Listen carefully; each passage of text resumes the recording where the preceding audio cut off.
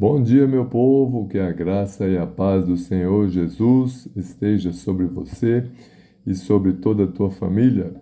Vamos a mais um capítulo bíblico, segundo capítulo da carta de Paulo aos Filipenses.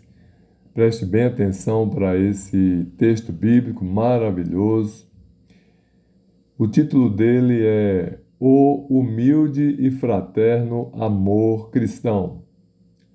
Portanto, se há algum conforto em Cristo, se alguma consolação de amor, se alguma comunhão no Espírito, se alguns entranháveis afetos e compaixões, completai o meu gozo, para que sintais o mesmo, tendo o mesmo amor, o mesmo ânimo, sentindo uma mesma coisa. Nada façais por contenda ou por vanglória, mas por humildade, cada um considere os outros superiores a si mesmo. Não atente cada um para o que é propriamente seu, mas cada qual também para o que é dos outros. Cristo, sendo Deus, humilhou-se, de sorte que haja em vós o mesmo sentimento que houve também em Cristo Jesus, que, sendo em forma de Deus, não teve por usurpação ser igual a Deus, mas fez a si mesmo de nenhuma reputação, tomando a forma de servo, fazendo-se semelhante aos homens, e achado na forma de homem, humilhou-se a si mesmo, sendo obediente até a morte e morte de cruz. Por isso também Deus o exaltou soberanamente e lhe deu um nome que é sobre todo o nome, para que ao nome de Jesus se dobre todo o joelho dos que estão nos céus e na terra e debaixo da terra, e toda língua confesse que Jesus Cristo é o Senhor, para a glória de Deus Pai. Os cristãos devem resplandecer. De sorte que, meus amados, assim como sempre obedecestes, não só na minha presença, mas muito mais agora na minha ausência, assim também operai a vossa salvação com temor e tremor, porque Deus é o que opera em vós tanto o querer como o efetuar, segundo a sua boa vontade. Fazei todas as coisas sem murmurações, nem contendas, para que sejais irrepreensíveis e sinceros, filhos de Deus inculpáveis, no meio de uma geração corrompida e perversa, entre a qual resplandeceis como astros no mundo, retendo a palavra da vida, para que no dia de Cristo possa gloriar-me de não ter corrido em vão, nem trabalhado em vão. E ainda que seja oferecido por libação sobre o sacrifício e serviço da vossa fé, folgo e me regozijo com todos vós. E vós também regozijai-vos e alegrai-vos comigo por isto mesmo. Paulo envia homens de Deus. E espero que no Senhor Jesus em breve vos mandarei Timóteo, para que também eu esteja de bom ânimo, sabendo dos vossos negócios, porque a ninguém tenho de igual sentimento, que sinceramente cuide do vosso estado, porque todos buscam o que é seu, e não o que é de Cristo Jesus. Mas bem sabeis qual a sua experiência, e que serviu comigo no Evangelho, como filho ao Pai, de sorte que espero vô-lo enviar logo que tenha provido a meus negócios. Mas confio no Senhor, que também eu mesmo em breve irei ter convosco. Julguei, contudo, necessário mandar-vos Epafrodito, meu irmão e cooperador, e companheiro nos combates, e vosso enviado para prover as minhas necessidades. Porquanto tinha muitas saudades de vós todos, e estava muito angustiado de que tivesses ouvido que ele estivera doente. E de fato esteve doente, e quase à morte.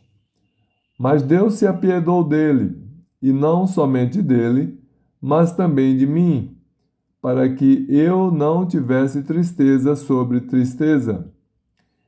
Por isso vos-lo enviei mais depressa, para que, vendo-o outra vez, vos regozijeis, e eu tenha menos tristeza.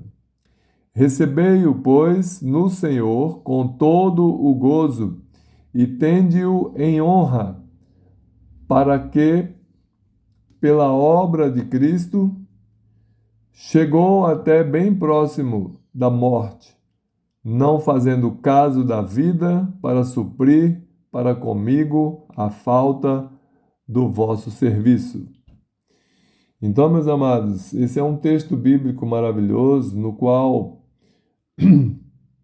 eu destaco a partir do versículo 15, quando o Espírito Santo, usando Paulo, diz: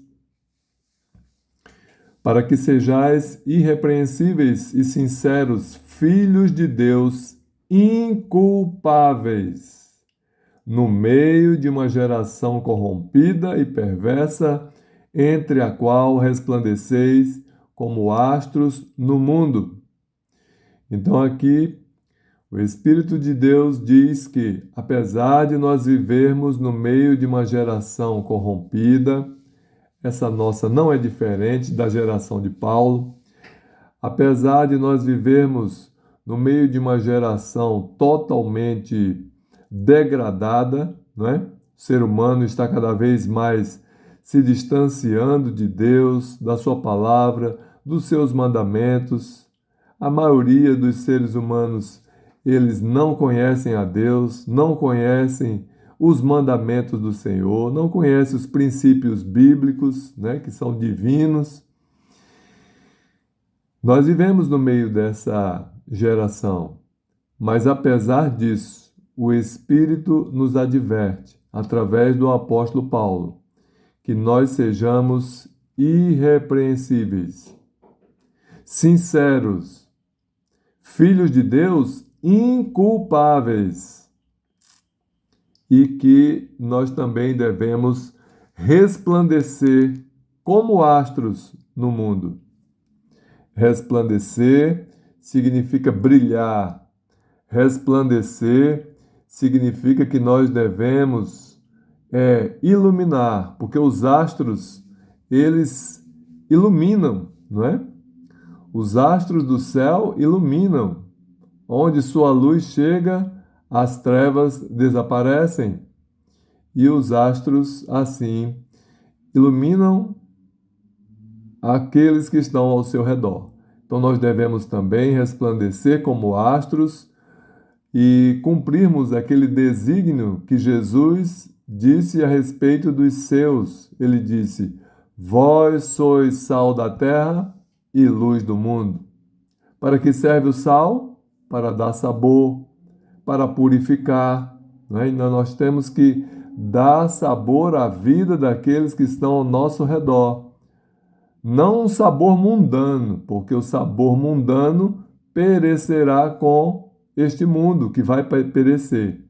Mas devemos dar às pessoas um sabor divino, que as pessoas sintam prazer em viver cumprindo a vontade de Deus. Aliás, não deve haver na nossa vida e da minha esposa não há prazer maior do que fazermos a vontade de Deus. Agora, se não fizermos a vontade de Deus e quisermos fazer a nossa própria vontade, nós poderemos até sentir um prazer material, mas ele é passageiro e ao final será a nossa morte, não é? Porque temos que fazer a vontade de Deus, assim como Jesus fez. Jesus, sendo Deus, ele não quis fazer a sua própria vontade, mas ele disse lá no Getsêmani: Senhor, se possível for, passe de mim esse cálice, mas se contudo não for possível, que seja feita a tua vontade. Então nós devemos fazer da mesma forma que Cristo. No versículo 16, o Espírito diz que nós devemos reter a palavra da vida. E a palavra da vida, ela está na Bíblia, na palavra de Deus, nas Sagradas Escrituras, e não em livros escritos por mãos de homens, não é? E não em tradições escritas, e não em constituições humanas, mas a palavra da vida é a palavra de Deus. Para que nós temos que reter a palavra da vida? Para que no dia de Cristo, ou seja, no dia da sua volta, no dia da sua segunda vinda aqui nesta terra, Cristo possa se gloriar em nós. E Paulo e todos os apóstolos e todos aqueles que pregam o Evangelho possam também se gloriar de não ter corrido em vão, nem trabalhado em vão, né? Eu tenho feito esse trabalho de ler a palavra de Deus e enviar a vocês. E espero que vocês retenham essa palavra, porque ela não é minha. Eu não estou aqui fazendo uma oração, eu estou lendo a palavra de Deus para vocês. E vocês precisam reter essa palavra em vossos corações, não somente gravando ela em suas mentes, mas principalmente colocando-a em prática no vosso viver diário. Assim, vocês estarão fazendo a vontade de Deus e serão filhos fiéis, inculpáveis e merecedores da vida eterna que Jesus conquistou para nós na cruz do Calvário. Amém? Que Deus abençoe você, toda a tua família. É o meu desejo. Amém.